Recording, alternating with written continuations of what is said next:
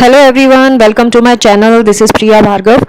Today we are going to do a subsection of Unit 1. Unit 1 is depression and Unit 1 is from Block 4 MPCE 021, that is MAPC second year counseling psychology students. This video is for you guys. I have already covered most of the section from this unit. Today we are going to complete the last section, which is about treatment of depression. This topic we are going to finish today. All the videos which I have made from this unit, you will get the link of those videos in the description section. So please check the description section for the related videos. हम already बहुत कुछ depression के बारे में कर चुके हैं. Depression में क्या क्या चीज़ें आपको दिखाई देंगी पेशेंट के अंदर, क्या क्या कारण हो सकते हैं वो भी हमने पढ़ा, किस किस तरह के डिप्रेशन होते हैं वो भी हमने देखा. आज हम बात करेंगे कि ट्रीट कैसे करें. हमने बाकी चीज़ें तो समझ ली, हमें पता है कि कैसे क्या होता है, क्यों होता है, लेकिन अब बात आती है कि हम ट्रीटमेंट कैसे देंगे, क्या ट्रीटमेंट देंगे पेशेंट को, क्या करना पड़ता है पेशेंट के साथ हमें. सो कॉजेज भी हम कर चुके हैं अगेन. सो आज हम बात करने वाले हैं ट्रीटमेंट क्या क्या देने वाले हैं, हमें क्या क्या ट्रीटमेंट देना चाहिए डिप्रेशन के पेशेंट्स को. पहला जो सबसे कॉमन है और ज़्यादातर डिप्रेशन के पेशेंट्स को करना होता है वो है biologically based treatment. Biologically based treatment यानी कि दवाइयाँ, बॉडी से रिलेटेड कुछ एक्ट करना, बॉडी के ऊपर एक्ट करना, चाहे दवाई देके करना या इलेक्ट्रिक थेरेपी के थ्रू करना. अगेन अगर आप देखेंगे तो यहाँ पिंक हाईलाइट है, यानी कि ये वो टॉपिक है जो एग्जाम में पूछा जाता है, तो इसको आप अच्छे से तैयार करिएगा. Now let us start with the topic. पहला जो इन्होंने बायोलॉजिकली बेस्ड ट्रीटमेंट बताया है, अगेन इसमें एंटी डिप्रेसेंट मेडिकेशंस तो आती हैं, साथ में ईसीटी भी आता है. ईसीटी क्या है? अब ईसीटी होता है, इसका फुल फॉर्म है electroconvulsive therapy. Electroconvulsive therapy. So EVC जो है ये फास्टर है पेशेंट के ऊपर जब हम अप्लाई करते हैं ईसीटी. ये फिजिकल थेरेपी है, मतलब बॉडी के ऊपर करी जाने वाली है, बॉडी के अंदर नहीं करते हैं हम, बॉडी के ऊपर करते हैं. एंटी डिप्रेसेंट जब हम देते हैं तो बॉडी के अंदर जाके एक्ट करती है. तो दोनों में फर्क है, लेकिन दोनों बायोलॉजिकली बेस्ड ट्रीटमेंट माने गए हैं. ये जो अप्रोच है सक्सेसफुल है डिप्रेशन को कम करने के लिए. ईसीटी की अगर मैं बात करूं, इलेक्ट्रोकन्वल्सिव थेरेपी की बात करूं, तो ये बहुत जल्दी एक्ट करता है. एंटी डिप्रेसेंट मेडिसिन जो हम देते हैं उससे भी फास्टर एक्ट करता है और बहुत इफेक्टिव ट्रीटमेंट माना गया है. इससे ज़्यादा इफेक्टिव अभी तक कुछ नहीं है फिलहाल.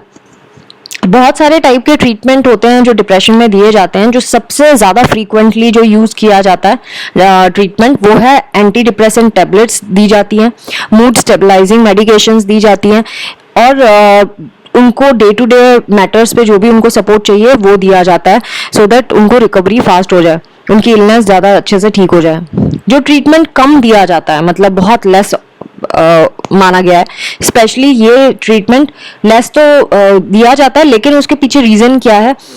हालांकि ये बहुत ज़्यादा सीवियर डिप्रेशन में बहुत हेल्पफुल होते हैं ट्रीटमेंट, लेकिन बहुत कम पेशेंट को दिया जाता है क्योंकि वो मेडिसिन से ही ठीक हो जाते हैं. ज़रूरत नहीं पड़ती कि उनको कुछ और हम स्ट्रिक्टली कुछ ऐसा एक्ट करें जो उसका साइड इफेक्ट हो जाए या कुछ इस तरह से. सो अगर किसी और तरीके से पेशेंट ठीक नहीं हो रहा, दवाइयों से ठीक नहीं हो रहा, थेरेपी से ठीक नहीं हो रहा किसी तरह की, तब हम ये वाला ट्रीटमेंट ऑप्ट करते हैं, ईसीटी देना या साइको सर्जरी करना.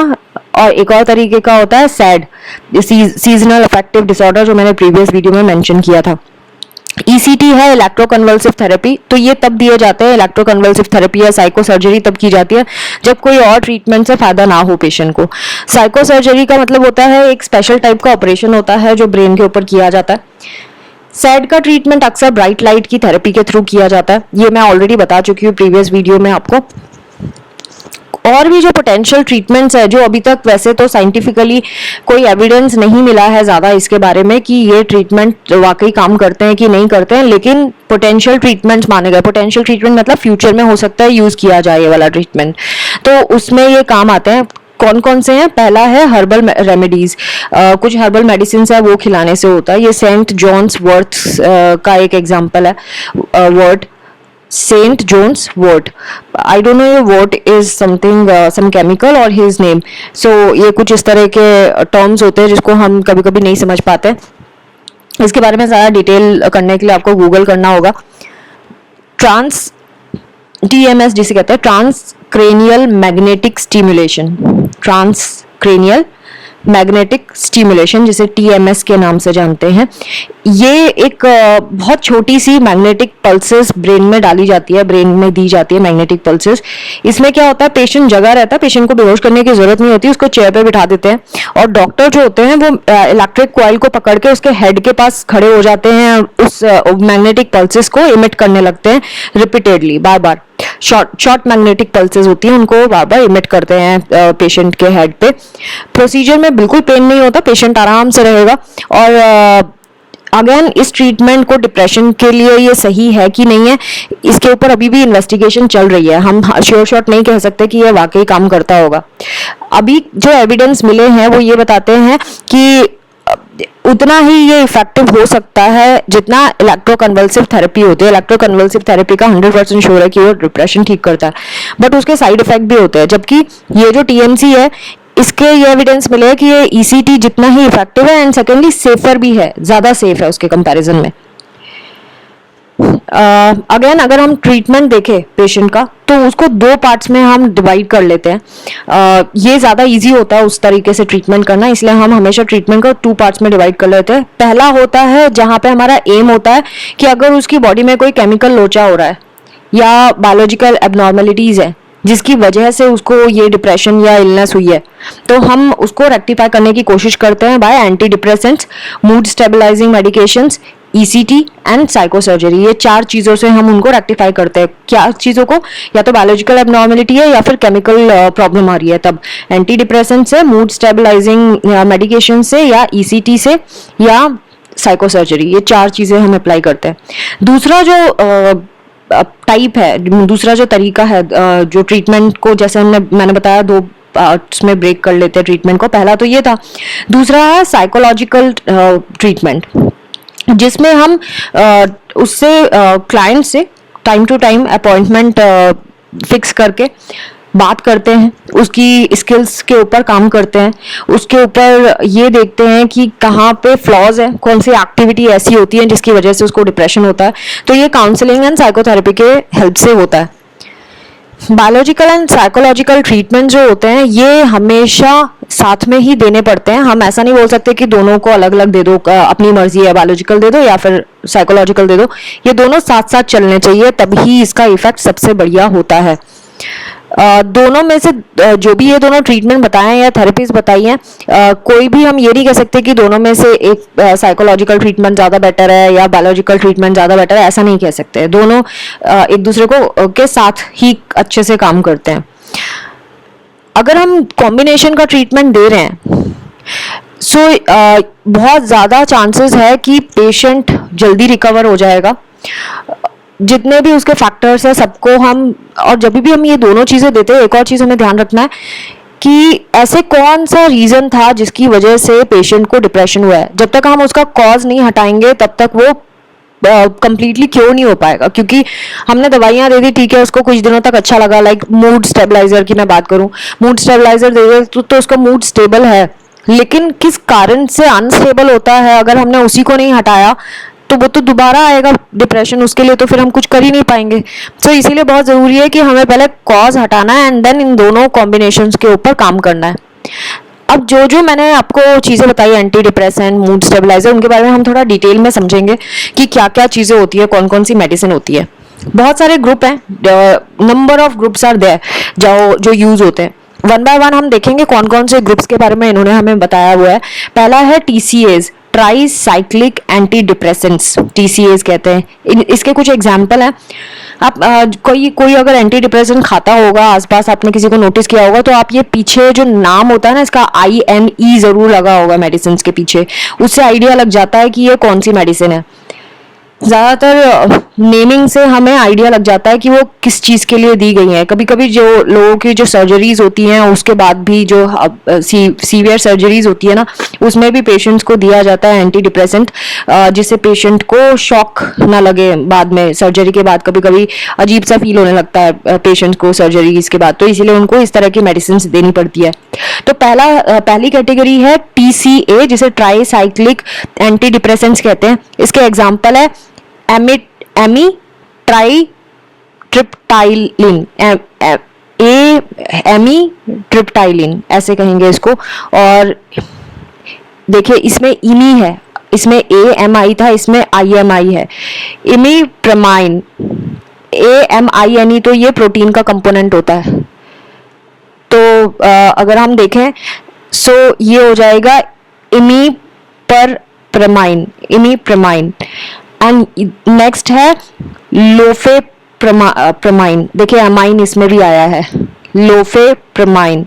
PRAMINE आ रहा है, इसमें भी आ रहा है PRAMINE। ये मैं आपको इसलिए इतना डिटेल में बता रही हूँ क्योंकि जब आप लर्न करते हैं एक्चुअली इनके जो टर्मिनोलॉजीज होती है इनको रीड करना या इसको प्रोनाउंस करना सबके बस की बात नहीं होती। कुछ और तरीके से प्रोनाउंस करते हैं, खासतौर से जिनको इन मेडिसिन के बारे में ढंग से नॉलेज है उनको पूरा बताया जाता है nomenclature. So they are trained in pronouncing and they know how to pronounce it. मैं अपनी बेसिक नॉलेज से बता रही हूँ, जो हमने साइंस में पढ़ा है, अमाइन ग्रुप होते हैं जो प्रोटीन से रिलेटेड होते हैं, तो मैं उसी हिसाब से आपको बता रही हूँ। I might be wrong, I am not saying कि I am a perfect one और I am very much expert. I am just telling you through my own perspective. Next जो ग्रुप है वो है SSRI, जिसे बोलते हैं selective serotonin reuptake inhibitors, selective serotonin reuptake inhibitors, SSRIs।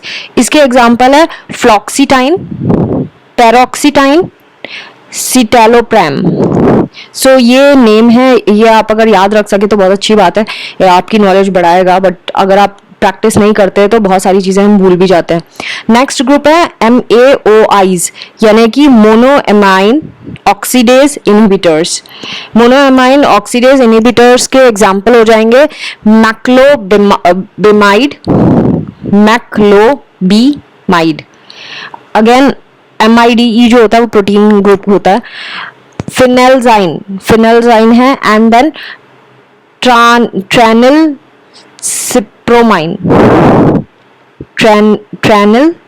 सिप्रोमाइन, ये names है। एंड दूसरे जो और भी मेडिसिन हैं जो बहुत अच्छे से फिट नहीं होती किसी भी ग्रुप में, वो भी इसी तरह का इफेक्ट शो करती हैं जो बाकी मेडिसिन करती हैं ऊपर की।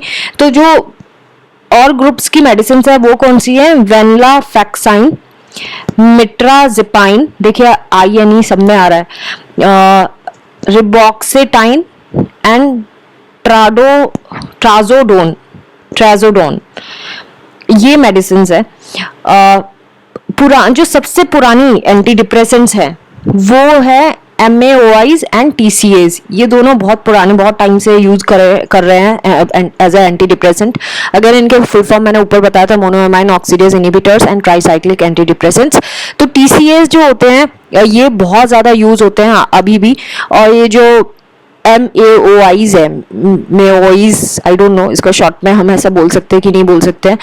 इसमें मेओइज में प्रॉब्लम क्या है कि पेशेंट को हमें स्पेशल डाइट भी सजेस्ट करनी होती है क्योंकि इसके साइड इफेक्ट होने की चांसेस होते हैं।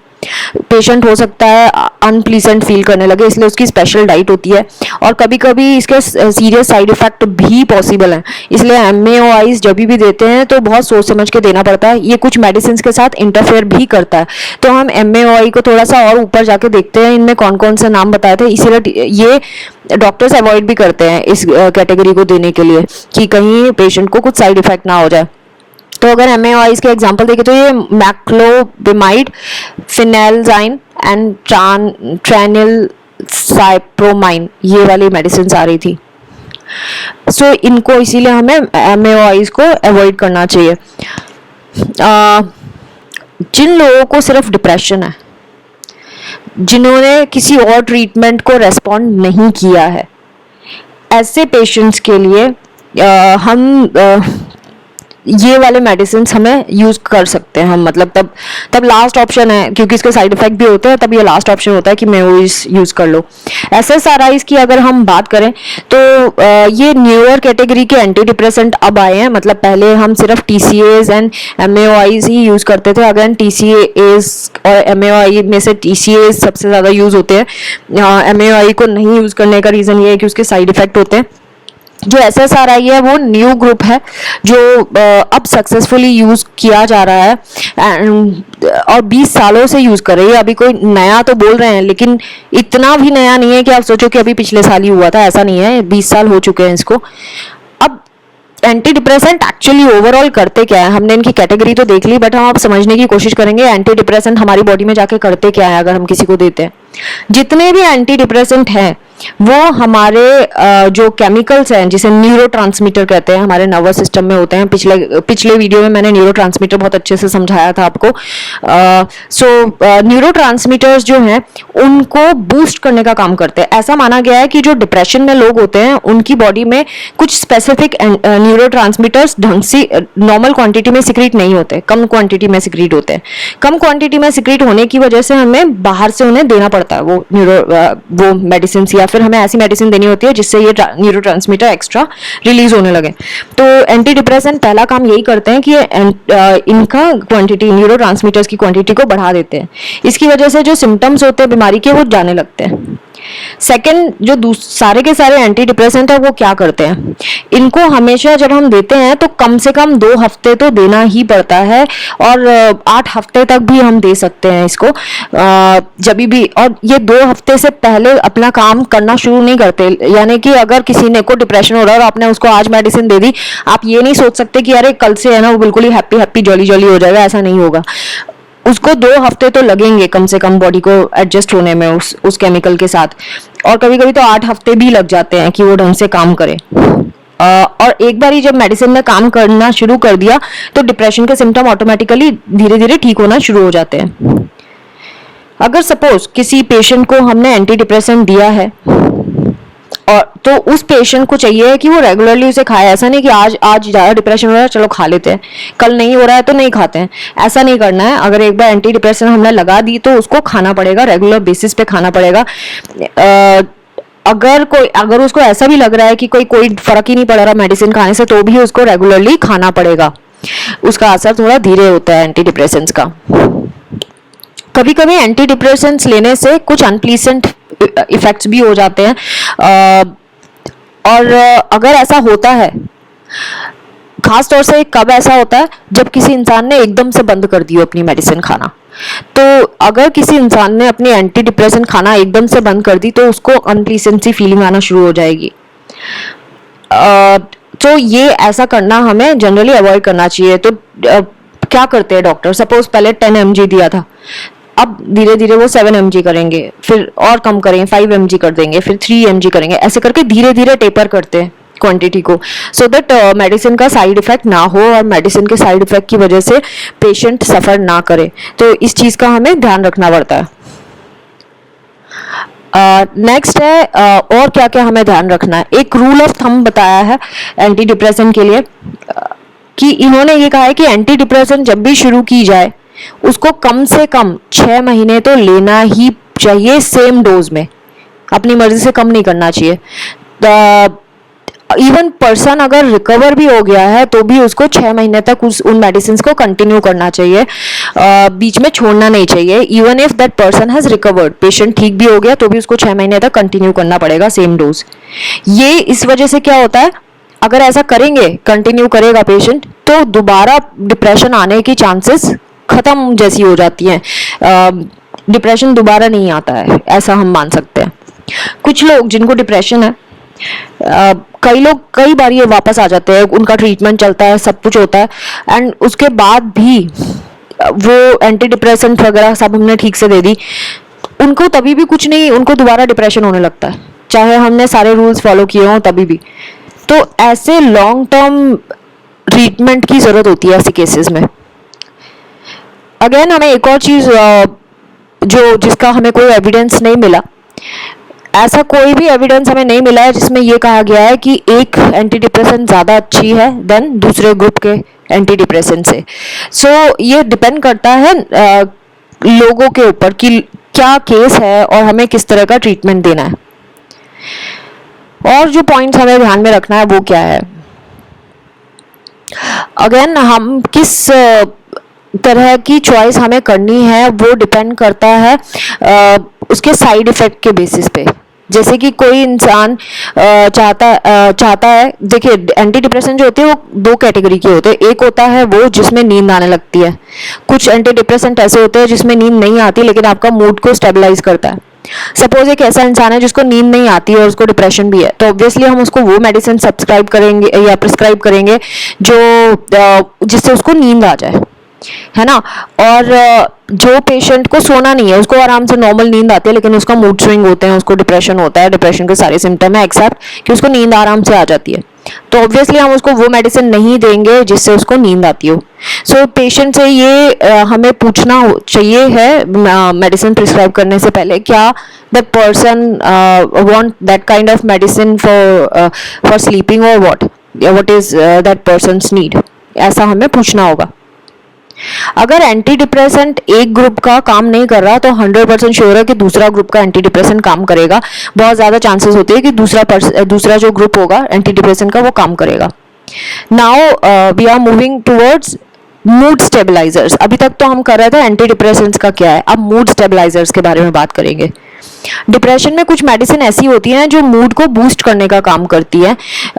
एंटी डिप्रेसेंट खाने से क्या होता है, इंसान को है ना कभी कभी थोड़ा सा ऐसा सा अजीब सा फील होने लगता है, थोड़ा ठीक नहीं फील होता, तो एंटी डिप्रेसेंट के इफेक्ट को और ज़्यादा बढ़िया हो जाए उसके लिए हम मूड स्टेबलाइजर्स भी देते हैं, यानी एंटी डिप्रेसेंट के साथ साथ मूड स्टेबलाइजर भी देते हैं। एक सबसे बढ़िया मूड स्टेबलाइजर है वो है लिथियम। ये सबसे बेस्ट माना गया है, लेकिन अगेन लिथियम जब हम देते हैं तो इसका कंटेंट जो ब्लड में है वो टाइम टू टाइम चेक करना होता है कि कहीं ये नॉर्मल से ज़्यादा तो नहीं हो गया। सो जनरली जो लिथियम है हम किन किन को देते हैं, जिनको मैनिक डिप्रेशन है या बाइपोलर अफेक्टिव डिसऑर्डर है, इस तरह के जो सीवियर केसेस होते हैं उनको लिथियम दिया जाता है एंटी के साथ। कुछ नए मूड स्टेबलाइजर्स भी आए हैं क्योंकि लिथियम के again lithium can be dangerous, तो दो ऐसे मूड स्टेबलाइजर्स है, इपिलिम एंड डेपाकोटे। जो इपिलिम है ये इसका साइंटिफिक नेम है सोडियम वेलप्रोएट, और जो डेपाकोटे है इसका नाम है सेमी सोडियम वेलप्रोएट। तो दोनों ही ऑलमोस्ट एक जैसे नाम के हैं, एक में सेमी लग गया सेमी सोडियम वेलप्रोएट और दूसरे में sodium valproate. Now next therapy जो है बायोलॉजिकल बेसिस पे वो है इलेक्ट्रोकन्वल्सिव थेरेपी, जिसके बारे में थोड़ा सा मैं पहले ही बता चुकी थी। तो ईसीटी जो है ये बहुत सालों से यूज की जा रही है डिप्रेशन के लिए।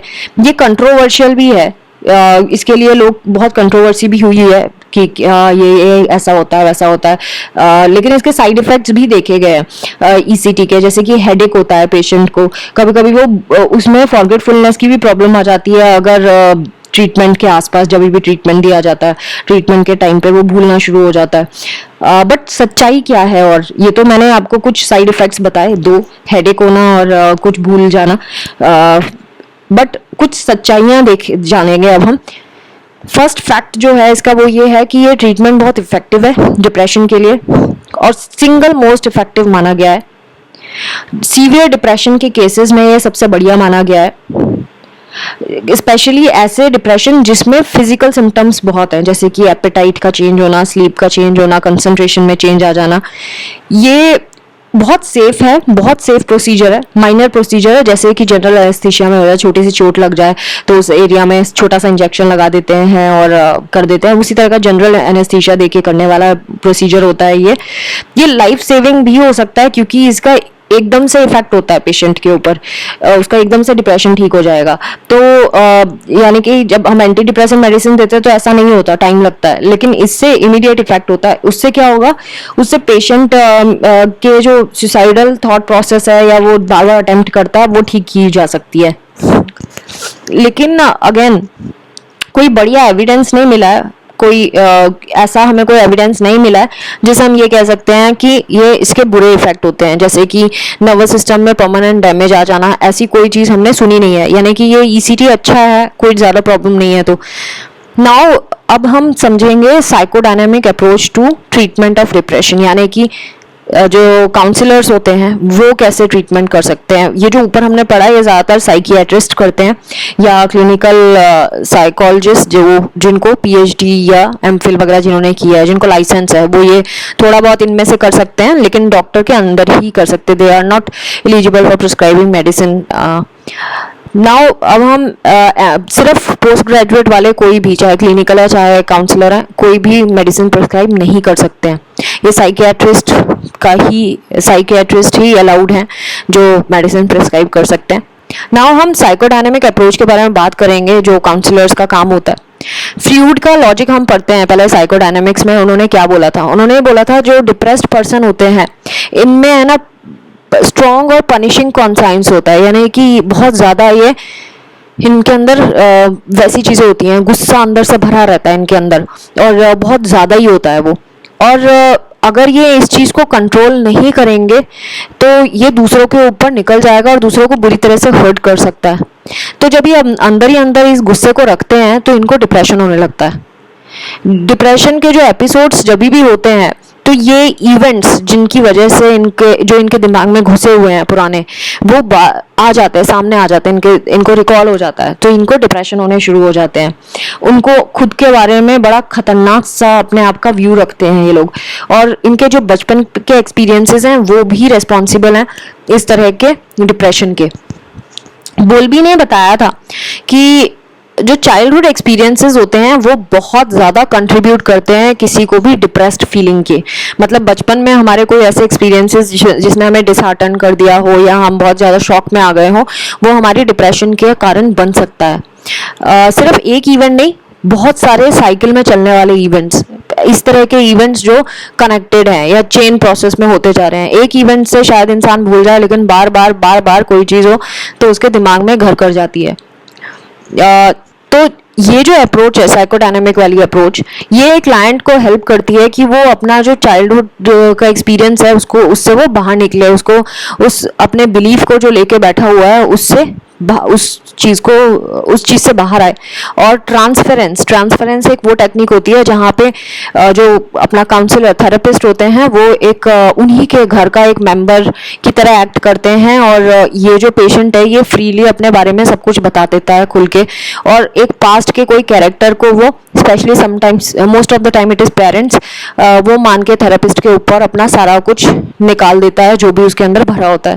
इससे पेशेंट काम फील करने लगता है, और थेरेपिस्ट जो है क्लाइंट को हेल्प कर सकते हैं उस रिएक्शन को आइडेंटिफाई करने में, उस रिएक्शन को ऑल्टर करने में, यानी उस रिएक्शन को चेंज करने में हेल्प कर सकते हैं।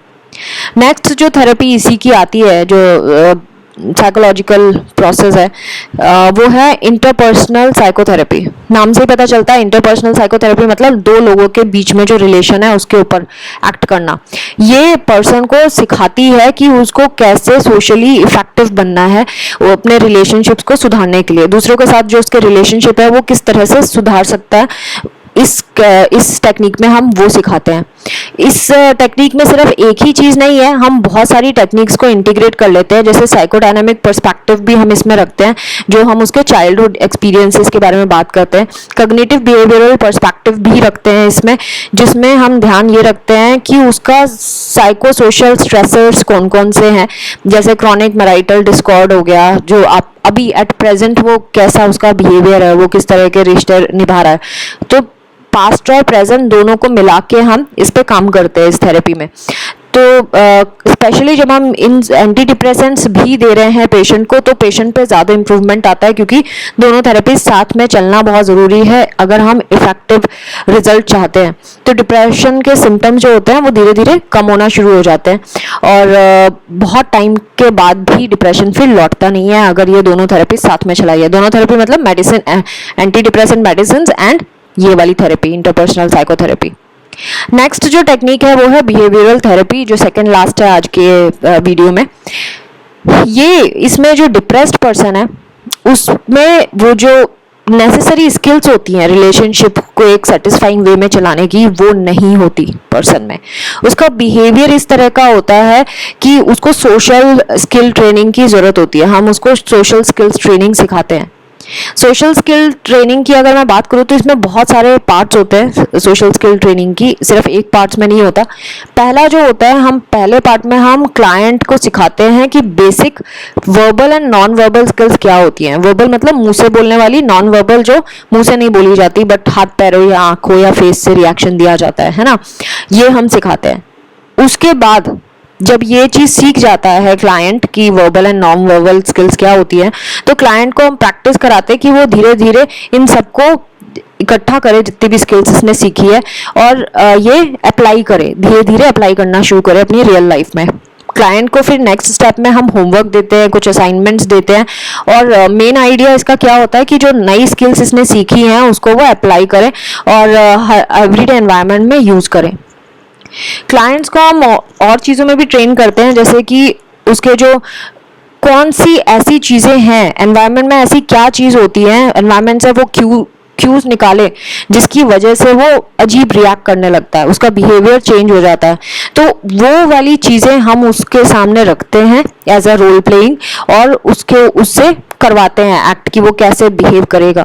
जब वो रोल प्लेइंग में हम ट्रेन कर देते हैं तब वो रियल लाइफ में आके फिर उसको अप्लाई करता है। तो क्लाइंट रियलिस्टिक क्राइटेरिया में कैसे उसको एक्ट करना है, मतलब रियल में कैसे एक्ट करना है, अपनी परफॉर्मेंस को देखता है और उससे सीखता है कि मैं अच्छे से बिहेव करता हूँ तो मेरे साथ क्या होता है, और बुरे से बिहेव करता था तो मेरे साथ क्या होता है। इस तरह का रोल प्ले का, जैसे मैंने बताई थी आपको, रोल प्ले भी बहुत नेसेसरी चीज़ है जिसमें क्लाइंट को प्रैक्टिस कराई जाती है। सबसे पहले जब वो प्रैक्टिस कर लेता है तो रियल लाइफ सिचुएशन में फिर वो उसी चीज़ को अप्लाई करता है। सो जैसे जैसे प्रैक्टिस होती जाती है असाइनमेंट्स के थ्रू एंड रोल प्लेइंग के थ्रू, तो एक उसकी हैबिट बन जाती है कि इसको और ज़्यादा सक्सेस में चेंज करे अपने बिहेवियर को। नेक्स्ट है कॉग्निटिव बिहेवियरल थेरेपी, जिसे सीबीटी भी कहते हैं। कॉग्निटिव बिहेवियरल थेरेपी, अगेन अगर इसमें आप देखें पिंक हाईलाइट है, यानी कि ये वो टॉपिक है जो आगे एग्जाम्स में आ सकता है। एंड लास्ट टॉपिक भी है आज के वीडियो का।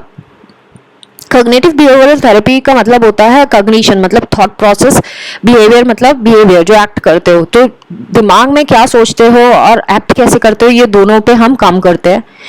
तो हम दोनों बिहेवियर और कॉग्निटिव थ्योरेटिकल पर्सपेक्टिव्स को हम बेस मान के क्लाइंट की स्किल्स पे काम करते हैं। उसका डिग्री ऑफ डिप्रेशन कितना है उसके बारे में भी हमें आइडिया होना चाहिए, तभी हम अच्छे से काम कर सकते हैं। और जब हमें डिग्री ऑफ डिप्रेशन पता है पेशेंट का, उसकी पेशेंट की स्किल्स क्या है वो पता है, तो हम गोल सेट कर सकते हैं मिलके क्लाइंट के साथ कि अब क्या अचीव करना है और कैसे अचीव करना है। तो मेन फोकस यही होता है कि हम क्लाइंट किस तरह से सोचता है उसकी सोच को चेंज करना, सो दैट उसका बिहेवियर भी ऑटोमेटिकली चेंज हो जाए। सो पॉजिटिव चेंजेस आएंगे उसके मूड में भी, उसके मोटिवेशन में भी, उसके बिहेवियर में भी। क्लाइंट्स को हम सेल्फ मॉनिटरिंग भी सिखाते हैं इसी में, जिसमें क्लाइंट खुद नोटिस करता है कि वो कहाँ पे गलतियाँ कर रहा है और किन एक्टिविटीज़ में उसको अच्छा लगता है, कौन सी फीलिंग्स उसको खुश करती है एंड कौन सी ऐसी चीज़ें हैं जो उसका मूड को लोअर कर देती है। हम उसको सिखाते हैं क्लाइंट को कि वो मॉनिटर करे, अपना पूरा रिकॉर्ड बनाए कि किस तरह का निगेटिव थॉट प्रोसेस उसका आता है। और हम जोर देते हैं कि ऑटोमेटिक थॉट्स के ऊपर ज़रूर नज़र रखें, क्योंकि एक थॉट आता है एंड देन उसके बाद नेक्स्ट थॉट आता है और ये पूरी साइकिल चलती रहती है, and at last that person behaves badly. So वो कौन सा थॉट है जो उसको पुश करता है टुवर्ड्स अ बैड बिहेवियर, सो हम उसके ऊपर काम करते हैं। वो पर्सन जो है इस बात पे ध्यान देता रहता है और जो उसकी हैबिट बन गई है उस पर्टिकुलर सिचुएशन में जिस तरह से वो एक्ट करता है उसके ऊपर काम करते हैं। उसके बाद फिर हम जो थेरेपिस्ट है वो बहुत सारी टेक्निक यूज़ कर सकता है क्लाइंट को आइडेंटिफाई करने में कौन सा थॉट प्रोसेस है। डायरेक्ट क्वेश्चनिंग के थ्रू भी हम कर सकते हैं कि क्या ये चीज़ है जो तुम्हें परेशान करती है। अगर डायरेक्टली नहीं करना तो हम क्लाइंट को बोलते हैं कि उन थॉट्स को सोचो, इमेजिन करो और फिर हमें बताओ कि तुम किस तरह से बिहेव करते हो। या फिर हम रोल प्लेइंग सिचुएशन में भी कर सकते हैं, ड्रामा करके भी उससे एक्ट करवा सकते हैं, जिससे पेशेंट को समझ में आने लगता है कि वो कहाँ गलतियाँ करता है। तो क्लाइंट से पूछने के बाद हम उसको बोलते हैं क्लाइंट को कि तुम रिकॉर्ड बनाओ अपने पूरे थॉट प्रोसेस का, और ये जो रिकॉर्ड है उसमें वो नोट्स भी डालो, कौन सी सिचुएशंस है, कौन से इमोशंस है, कौन से ऑटोमेटिक थॉट्स हैं और क्या आउटकम आता है जब भी वो ऐसी चीज़ें होती हैं।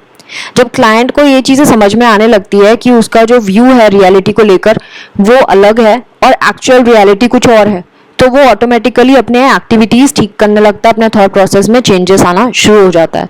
जो जो डिसफंक्शनल थिंकिंग है उसको रिप्लेस कर दिया जाता है फंक्शनल थिंकिंग से, एंड ऑटोमेटिकली जो उसका डिप्रेशन है वो दूर जाने लगता है, ऑल बिकॉज हमने क्लाइंट का बिलीफ सिस्टम को चेंज कर दिया। So friends, this was all about today's video, and I have finished this first unit. I have taken more detailed lectures in this unit since depression is so common and it should be treated well. So इसीलिए आज मैंने ये सारे topics आपको अच्छे से समझाए, अपनी तरफ से जो मेरी नॉलेज थी उसमें उसको भी मैंने इनकलकेट किया इसमें। आई होप आपको मेरे वीडियोस समझ आते होंगे, पसंद आते होंगे, और अगर ऐसा है तो प्लीज़ कमेंट करें, लाइक करें, शेयर करें ज़्यादा से ज़्यादा स्टूडेंट्स को, और सब्सक्राइब ज़रूर करें मेरे चैनल को। ये छोटी सी रिक्वेस्ट है। इसी के साथ thanks for watching, take care of your self, bye bye.